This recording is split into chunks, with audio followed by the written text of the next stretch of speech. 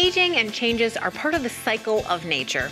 Hi, I'm Julie Fei Fan Balzer, your host for Make It Artsy, and we begin today with these tiles. So you'll notice that I have 3 sets of 4 tiles, and they look like very different patterns. But the truth of the matter is I use the same stencil and even the same colors for all of them. It's just the placement of the stencil that changes it. Not only that, but I'd like to point out the color variation. And this is really where I took my inspiration from aging in nature. When you see something that's rusted or has mold or anything like that, it's all that slight color variation that I think is so interesting.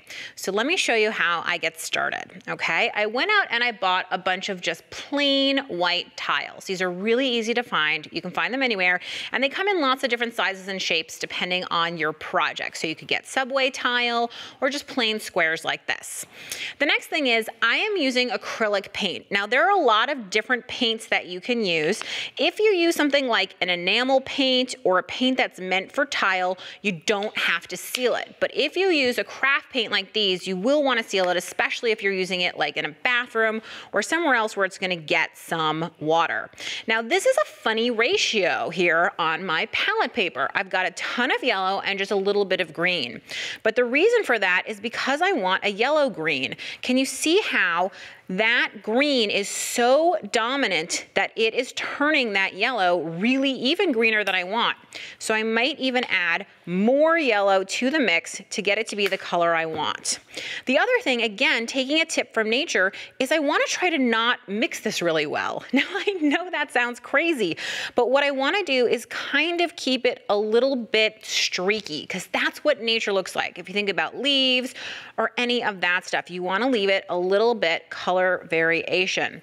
So you can see how easily it goes onto the tile, and you can decide whether you want to have your brush stroke show in lots of different directions or whether you want to make it really clean. Sometimes using a foam brush people prefer because it leaves behind fewer streaks, but I think that these streaks are part of what makes it look beautiful and really natural. And don't forget, of course, to do the edges a little bit to make sure that you get that color down in there.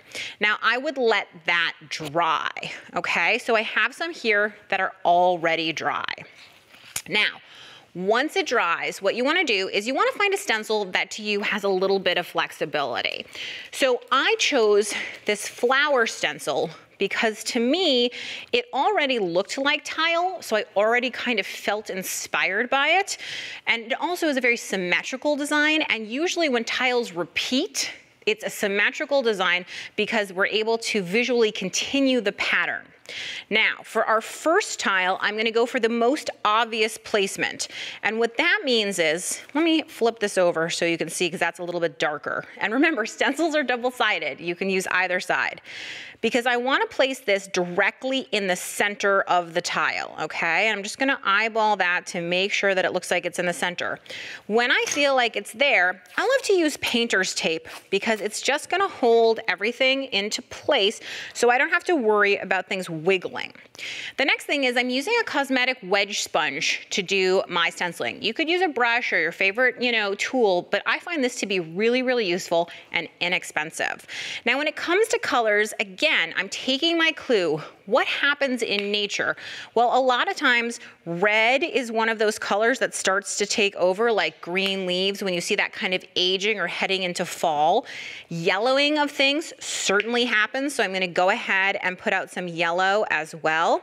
And then I'd say you oftentimes get a brown, but I don't have a brown. But you don't need a brown because you can make that brown happen. So I'm going to go ahead and put out some blue. And what you'll see is I'm actually going to be able to mix up anything I need from these 3 primary colors. So I take my sponge and I can dab into the blue and into the yellow. That's going to start to make a kind of green, okay? Then I can grab a little bit of red, and before you know it, I'm actually going to have a kind of brown color so that I can get that kind of rusty, agey look that I'm looking for. But again, I don't want to mix it too well. Now, I know a lot of times we try not to make brown, and now I'm telling you to go ahead and do it. And that's totally fine, because what we want to do is we want to imitate all those beautiful colors in nature. Now, one of the things to remember is that the first layer is often gonna be very thin and very pale, and it's not gonna completely cover what's underneath.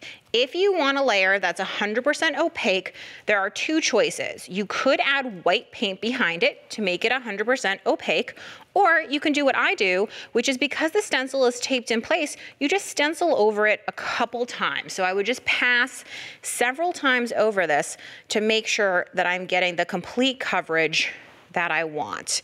And I would just keep going and going. And I won't make you watch me stencil this whole thing, but I'll just pull this off to show you what it looks like right at this moment. And you can see that it's very pale right now, so I would do a couple more layers. But if we look over at the finished tiles, what I want to show you is the one that I just did, okay, is this one. And you can see how by having that straight in the middle, the tiles have a very contained and calming feel, and it's really pretty to look at. So if you want something that's a little more, well, let's say, shall we say, not calming, something that's a little more agitated, the first thing they always tell you in art is to angle it. So basically, we're gonna take the stencil and put it on its end. Same idea of taping, same idea of just going through the stencil, dabbing up and down with all your different colors, mixing them up so that you can go ahead and get that really nice layer on there of that kind of mixed color. This is one of those fun projects that really kids love to do, adults love to do it, and you can see that you could customize a bathroom, a kitchen backsplash, even a tile floor, as long as you really, really seal it well. So I would just keep going and going, and of course I'll pull this off to show you what it looks like so far.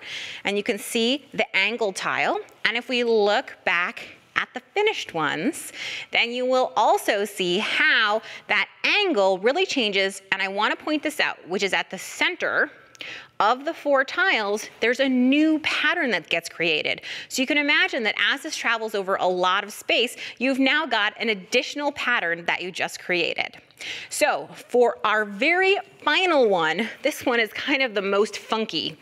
What I want to do is, instead of making the flower the star, I want to make the secondary pattern, which is this tiny place where these lines cross.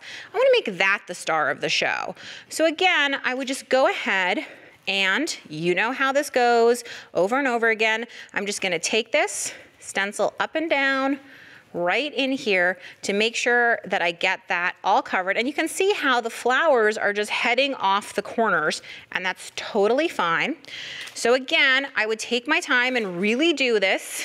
And when it's done, you'll see this has so much movement and rhythm. And look at that interesting pattern again, where those 4 corners meet. You can see those large circles.